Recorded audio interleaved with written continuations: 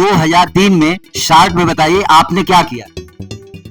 5/9/2003 जी मैंने डॉक्टर बाबा साहब अम्बेडकर के लिए स्मारक के लिए, अंतर्राष्ट्रीय स्मारक के लिए, क्योंकि दिल्ली में राजघाट बना नहीं और मुंबई में भी चैत्य भूमि का भव्य ऐसा स्मारक बना नहीं, इसलिए मैंने इंदू मिल की जमीन की मांग की। सुना है बेच करके मजदूरों को, कामगारों का पैसा वापस करना चाह रहे थे। मजदूरों का कितना बकाया था? 3,987 करोड़ रुपया बताया था। 3,987 करोड़ रुपया बताया था। तो मैंने वो एनटीसी को लेटर लिखा कि 3,987 करोड़ रुपया भरने के लिए मैं तैयार हूँ, मुझे बैंक अकाउंट नंबर और बैंक का नाम दे दो। लेकिन प्रतीक के रूप में देवेंद्र फडणवीस जी जो महाराष्ट्र के मुख्यमंत्री थे, उनके यहाँ जाकर के 1 रुपए का चेक और 1 रुपए की नोट उनको प्रतीक के रूप में दिया कि हाँ कि दिल्ली से ये मांग है, अगर आप ऐसा करते हैं तो ये जमीन स्मारक के नाम से घोषित हो जाए। प्रधानमंत्री जी भूमि पूजन के लिए आए थे तो क्या उस समय आपको बुलावा मिला था? नहीं, शासन केंद्र और राज्य शासन से मुझे कोई भी निमंत्रण नहीं दिया था। इसलिए टाइम्स ऑफ इंडिया के पत्रकार मेरे घर आए, मेरा पूरा जितना करस्पॉन्डेंट था उनका शूट किया और उन्होंने 10 अक्टूबर 2015 को टाइम्स ऑफ इंडिया में मेरे फोटो के साथ एक बातमी दिया कि man who behind memorial gate not to be acknowledge. कितने दिनों का संघर्ष आपका रहा है?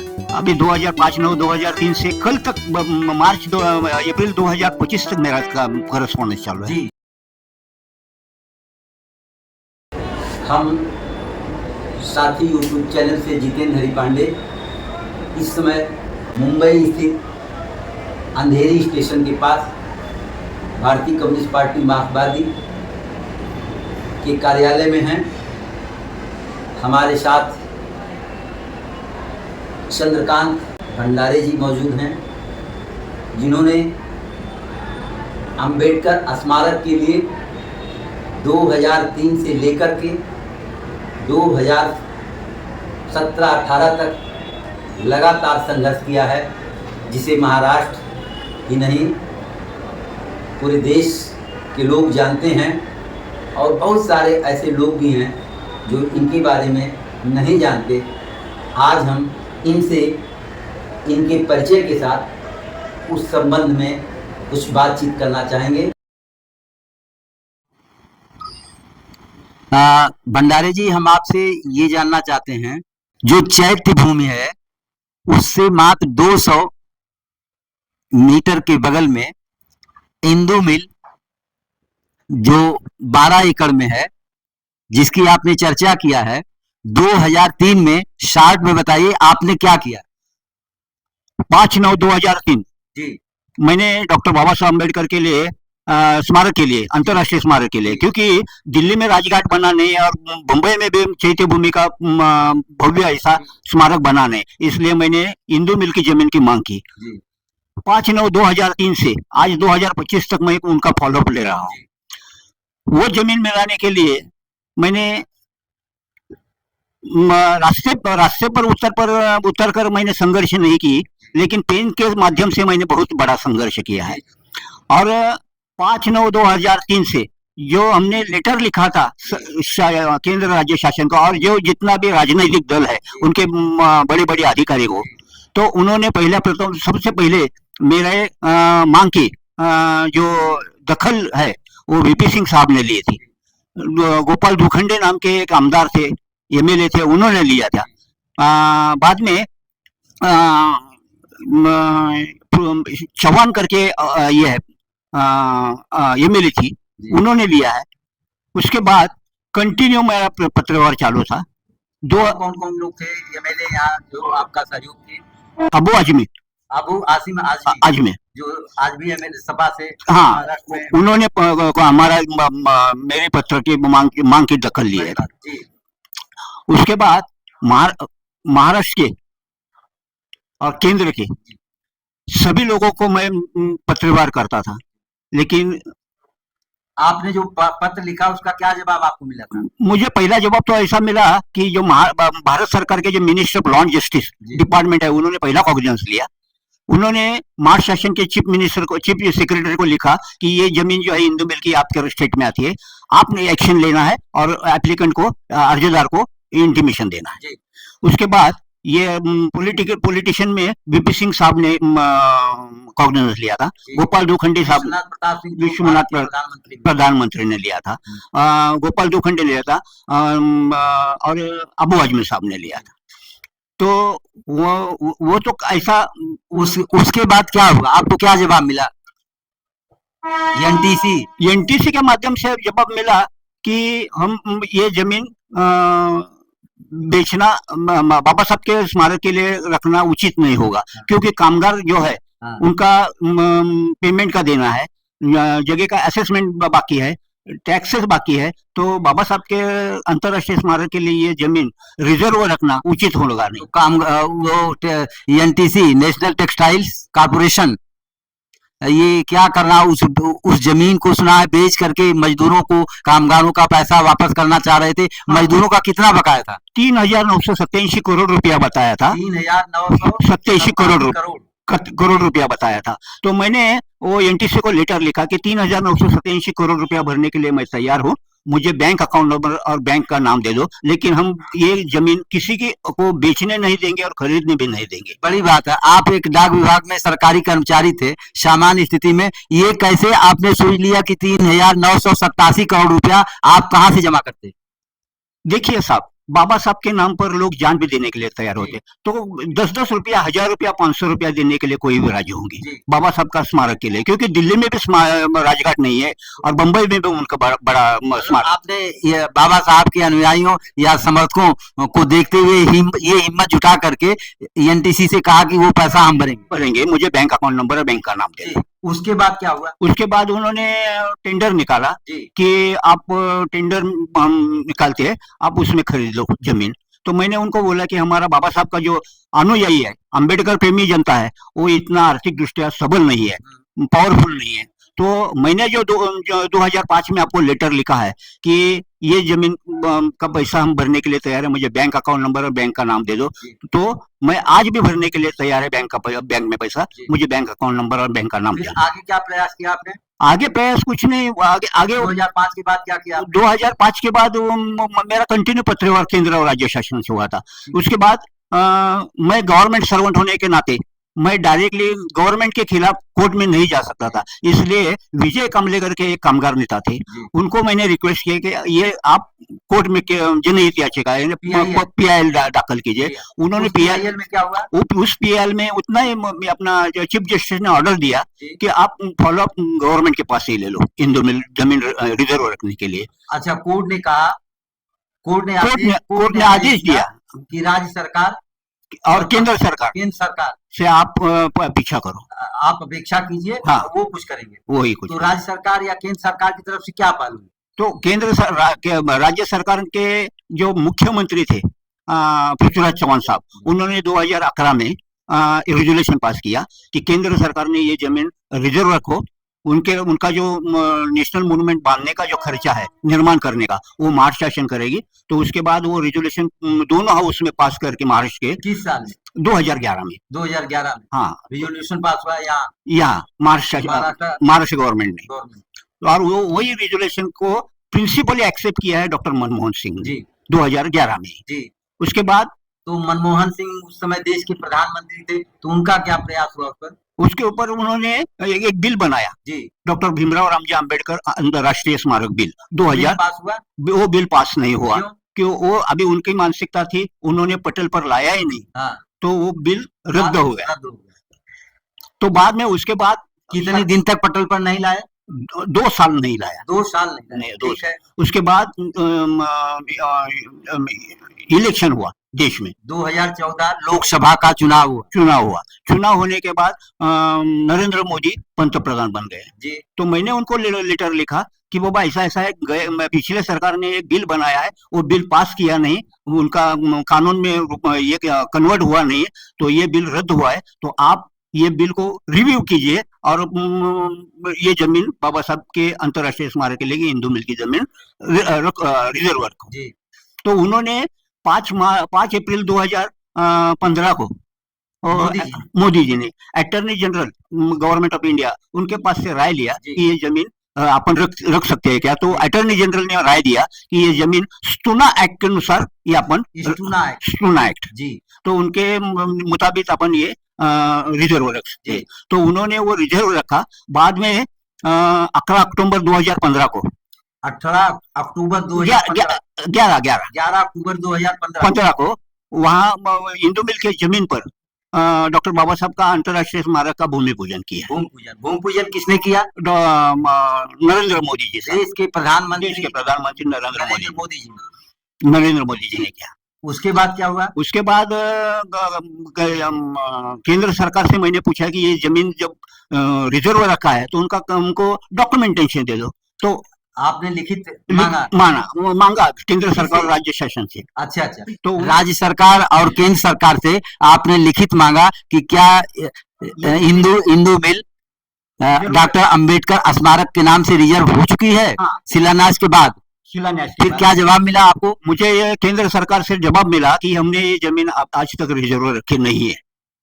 तो मैंने एडवोकेट क्लिफर्ड मार्टिस और एडवोकेट देवेंद्र जोगदेव ये दोनों के माध्यम से मैंने लीगल नोटिस केंद्र शासन और भारत सरकार को भेज दिया कि ये जमीन रखा नहीं, रिजर्व रखा नहीं और अपने भूमि पूजन कैसा किया है।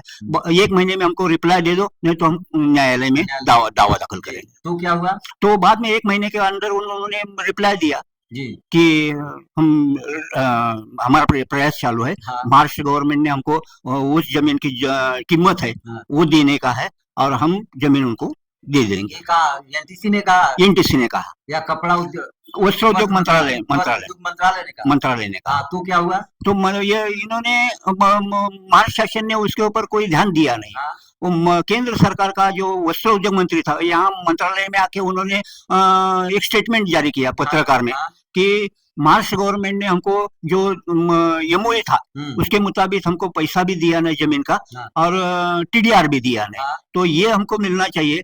तो आज तक दिया नहीं, हमें 1 रुपया भी मिलेगा महाराष्ट्र शासन से तो हम आज भी हम डॉक्टर बाबा साहब अम्बेडकर स्मारक के लिए हम इंदू मिल की जमीन दे देंगे। अच्छा, वस्त्र मंत्रालय के मंत्री सरकार के मंत्री ने कहा कि 1 रुपया भी महाराष्ट्र सरकार से हमें मिल जाए तो इस जमीन को हम हस्तांतरण कर देंगे। हाँ, उसी वक्त मैं डिमांड करने वाला इंदू मिल का एक अनुयायी और कॉमरेड शैलेंद्र कांबले, हम दोनों ने मंत्रालय में जाके देवेंद्र फडणवीस महाराष्ट्र के मुख्यमंत्री उनको 1 रुपया और बैंक ऑफ महाराष्ट्र का 1 रुपये का चेक उनको दिया और उनको आपने प्रतीक के रूप में देवेंद्र फडणवीस जी जो महाराष्ट्र के मुख्यमंत्री थे उनके यहाँ जाकर के 1 रुपये का चेक और 1 रुपये की नोट उनको प्रतीक के रूप में दिया कि हाँ कि दिल्ली से ये मांग है, अगर आप ऐसा करते हैं तो ये जमीन स्मारक के नाम से घोषित हो जाएगी। हमारा 1 रुपया और 1 रुपये का धनादेश आप स्वीकार कीजिए और जमीन हस्तांतर करके लीजिए। तो ये हमने उनको रिक्वेस्ट भी किया, निवेदन भी देके। फिर उसके बाद क्या हुआ? फिर उसके बाद उन्होंने जमीन एमओए बनाया और जमीन दे दिया। 12 एकड़ जमीन दिया, लेकिन उसमें वो एमओए में लिखा कि 12 एकड़ जमीन दिया है, लेकिन 5 एकड़ जमीन जो है वो सीआरजेड करके रिजर्व रख दिया। सीआरजेड सागरी किनारा क्षेत्र। अच्छा, वो ऐसा करके उन्होंने रिजर्व कर दिया। अच्छा, उसके हाँ किनारे पर जो रहता है वहाँ बांधकाम नहीं कर सकते क्योंकि रिजर्वेशन। 12 एकड़ की बात हुई थी, उसमें से भी 5 एकड़ कम कर दिया, लेकिन एमओए जो बनाया था वो पूरा 12 एकड़ बनाया। तो मैंने वो एडवोकेट क्लिफर्ड मार्टिस और देवेंद्र जोगदेव के माध्यम से उनको गवर्नमेंट को लिखा कि तुमने अंबेडकर अनुयायी के फंसाया। आपने अपने एडवोकेट के माध्यम से लीगल नोटिस भारत सरकार और राज्य सरकार को दिया जी कि ये जमीन आपने 12 एकड़ का एमओए बनाया और 7 एकड़ दिया है, तो अंबेडकर अनुयायी का आपने विश्वासघात किया है, तो हमको 12 का 12 एकड़ मिलना चाहिए। उसके बाद तो क्या जवाब मिला केंद्र और राज्य सरकार की तरफ? 2 साल मुझे वहाँ कंटिन्यू पत्रव्यवहार करना पड़ा। बाद में उसके बाद उन्होंने लेटर दिया कि 5 एकड़ जमीन थी वो सीआरजेड रिजर्वेशन से रिलीज कर दिया। ये 2017 में दिया। 2017 में। भूमि पूजन कब हुआ था? 15 में हुआ था। भूमि पूजन 2015 में हुआ था। जबकि भूमि का अधिग्रहण या स्मारक के लिए भूमि रिजर्व नहीं की गई थी, उसके बावजूद भी वहाँ देश के प्रधानमंत्री के द्वारा शिलान्यास कर दिया गया। शिलान्यास कर दिया था। तो इसके आपने बहुत बड़ी बात कही है। तो अभी 2018 में 8 मार्च 2018 से इंदू मिल के जमीन कर डॉक्टर बाबा साहब आम्बेडकर जी का अंतर्राष्ट्रीय स्मारक का बांधकाम का इंदू मिल पर बाबा डॉक्टर भीमराव अंबेडकर स्मारक के नाम से किस तिथि से काम शुरू हुआ? 8 मार्च 2018 से 8 मार्च 2018 से इंदू मिल पर डॉक्टर बाबा साहब भीमराव अंबेडकर स्मारक का काम शुरू हो गया। हमने स्मारक को देखा भी है, आपके साथ भी देखा है। वहाँ किस तरह की बिल्डिंग बनाई जा रही है? वहाँ बाबा साहब का जो स्टैचू है वो 365 फीट है जी। वो उनका नाम है, नॉलेज ऐसा उन्होंने नाम दिया है, अभी तक दिया। हमने जाके नजदीक से देखा है। हाँ। आपके साथ हमने आपके साथ जाके वहां देखा कि जिस तरह का हमारा भारतीय संसद भवन गोल है, उसी गोल संसद की ही तरह से, और सुनने में आया बताया गया कि 100 मीटर 100 फुट की ऊंचाई उसकी होगी, उसके ऊपर 350 फुट की बाबा साहब की प्रतिमा लगेगी। और उसमें क्या क्या होना है, लाइब्रेरी और देश विदेश के जो आगंतुक आने वाले हैं, या रिसर्च सेंटर स्थापित होगा, पुस्तकालय क्या क्या होगा, लाइब्रेरी है, मेडिटेशन सेंटर है, वहाँ मीटिंग हॉल है, वहाँ एक बड़ा हॉल है कि एट ए टाइम 1000 लोग बैठ के अपना कार्यक्रम देख सकते। आपने लगभग 10 साल तक लगातार संघर्ष जो किया, 25 साल तक किया लगभग। हाँ। 2003 से लेकर के 2015 तक जो संघर्ष आपका था और जो पत्र व्यवहार था, जब प्रधानमंत्री जी भूमि पूजन के लिए आए थे तो क्या उस समय आपको बुलावा मिला था? नहीं, शासन केंद्र और राज्य शासन से मुझे कोई भी निमंत्रण नहीं दिया था। इसलिए टाइम्स ऑफ इंडिया के पत्रकार मेरे घर आए, मेरा पूरा जितना करस्पॉन्डेंट था उनका शूट किया, और उन्होंने 10 अक्टूबर 2015 को टाइम्स ऑफ इंडिया में मेरे फोटो के साथ एक बात में दिया कि man who behind memorial it not to be acknowledge. जी, तो ये किस डेट में छपा? 12 को? 10 अक्टूबर को छपा है। 10 अक्टूबर को। हाँ, और भूमि पूजन कब हुआ? 11 अक्टूबर 2015 को। 11 को भूमि पूजन हुआ। 11। इसके बावजूद भी आपको वहाँ नहीं बुलाया? नहीं बुलाया, आज भी कोई बुलाता नहीं। आज भी आपको कोई नहीं बुलाता है। लेकिन मुझे खुशी है जी कि मैंने मांग की थी 15 डॉक्टर बाबा साहेब भीमराव अंबेडकर स्मारक के रियल हीरो आप भंडारी जी हैं, और आपके अन्य साथी हैं। आपको सरकारी न्योता मिला या नहीं मिला, लेकिन जो आपके साथी हैं, जो आपके जानने वाले लोग हैं, वे आपके संघर्षों के बारे में बताते हैं कि जितना दुबला पतला आपका कद और काठी है, और आपकी जीवटता सरकारी नौकरी में होते हुए भी आपने बाबा साहब भीमराव अंबेडकर के स्मारक के लिए जो कितने दिनों का संघर्ष आपका रहा है? अभी 2005-9-2003 से कल तक अप्रैल 2025 तक मेरा करस्पॉन्डेंस चालू है कि अभी तक उन्होंने जो बाबा साहब के स्मारक में होना चाहिए था, अत्यावश्यक जो है कि देश का राष्ट्रध्वज होना चाहिए, जो राजमुद्रा होना चाहिए, अपना संविधान की प्रस्तावना होना चाहिए, जो बाबा साहब को महापरिनिर्वाण के बाद जो दिया है भारत रत्न पुरस्कार, वो वहां रखना चाहिए। माता रमाई, माता सविता माई, इनका बड़ा बड़ा पोर्ट्रेट होना चाहिए। ये 5-6 जो मेरी डिमांड है, आज तक सरकार ने पूरी की नहीं। चैत भूमि पर अब तो स्तूप जैसा बन गया है और काफी व्यवस्थित हो गया है। उसके बारे में चैत्य भूमि का सुशोभीकरण करो, उसके लिए मैंने 12 जून 2001 में मैंने संसद को लिखा था कि चैत्य भूमि का निर्माण समंदर में, जैसा एमजी रामचंद्रन जो तमिलनाडु के मुख्यमंत्री थे, उनका जैसा स्मारक बना है मरीना बीच में, वैसा ही चैत्य भूमि का निर्माण दादर जो समंदर है वहाँ 1000 मीटर अंदर बनवा करके चंद्र का बनाया नहीं, लेकिन चैत्य भूमि का जो सुशोभीकरण किया, आज जो चैत्य भूमि का सुशोभीकरण दिखती है, ब्यूटिफिकेशन दिखती है, वो 12 जून 2001 का मेरा डिमांड लेटर है। मतलब इतने वर्षों के बाद डॉक्टर बाबा साहब भीमराव अंबेडकर की मृत्यु 6 दिसंबर 1956 को हुई। 7 को उनका 7 दिसंबर को अंतिम संस्कार किया गया, और उस चैत्य भूमि का विकास 2001 में जाके होते। यह सरकारी उपेक्षा राज्य सरकार ने भी किया, केंद्र सरकार ने भी किया, चाहे जिसकी भी सरकार रही हो। आपके साथ इस संघर्ष में शामिल होने में कुछ बड़े नेताओं या समाज के कार्यकर्ताओं का नाम आप बताएंगे, कौन कौन से लोग इस संघर्ष में आपके शामिल रहे दिल से?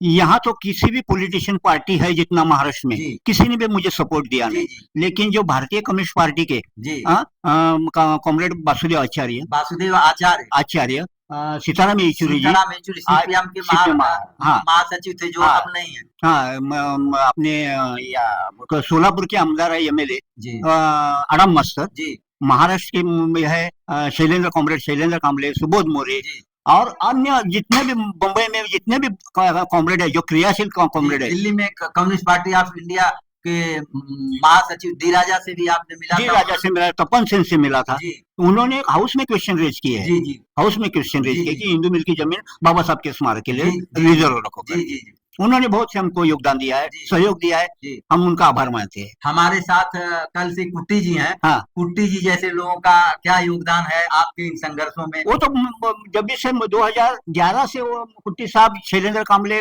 सुबोध मोरे, दीपक पवार और अन्य जितने भी। शैलेंद्र कांबले कौन है इस महाराष्ट्र में? महाराष्ट्र का भी सीपीएम में कौन सा पद है उनका? उनका महाराष्ट्र का अध्यक्ष कुछ है अभी, बम्बई का अध्यक्ष, बम्बई का अध्यक्ष हुआ। अध्यक्ष नहीं होता है यहाँ, तो कम्युनिस्ट पार्टियों में हाँ, सेक्रेटरी होता है। सेक्रेटरी, मुंबई के सेक्रेटरी बने हैं शैलेंद्र कांबले। शैलेंद्र कांबले। आप दोनों बहुत अच्छे गहरे दोस्त भी हैं, गहरे और हमने दोस्त, साथ भी देखा है। हाँ।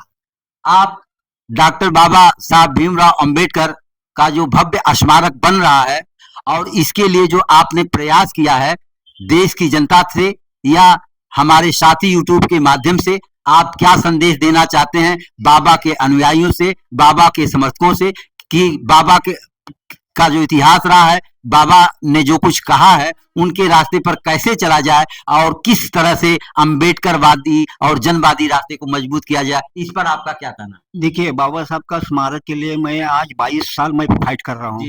हाँ, तो इसका रीजन यही है, पीछे का कारण यही है कि हम यूनाइटेड नहीं है। हाँ, आज यूनाइटेड नहीं है, सत्ता में नहीं है, इसलिए आज 22 साल लग गए हैं। यहाँ पटेल जी का स्टैचू 1 साल में बन गया है, यहाँ नया संसद भवन 1 साल में बन गया है, लेकिन बाबा साहब का स्मारक आज 22 साल हुआ है, मैं पीछा कर रहा हूँ। ये भी भंडारे जी आपने बड़ी बात कही है। साथी चंद्रकांत भिवा भंडारे जी, हम आपसे चाहते हैं कि हमारे साथी यूट्यूब चैनल के दर्शकों के लिए 2 शब्द। हमारे साथी यूट्यूब के दर्शक जो है, मैं उनका प्रथम अभिनंदन करता हूँ। और आप यूपी से आए हैं और हमारा इंटरव्यू ले रहे हैं। हमारा इंटरव्यू नहीं ले रहे हैं कि जो हमने आज तक 22 साल में हिंदू संघर्ष किया, वो संघर्ष को आप न्याय दे रहे हैं, इसलिए मैं आपका पहला आपका आभार मानता हूँ। और जो जितने दर्शक है, साथी है, हम सबका अभिनंदन करके आप बाबा साहब के प्रति जितना आपको काम करना पड़ेगा, लोगों के हित में जितना काम करना पड़ेगा, आप जरूर कीजिए, ये मैं संदेश दे सकता हूँ। जय हिंद, लाल सलाम, जय भीम, धन्यवाद।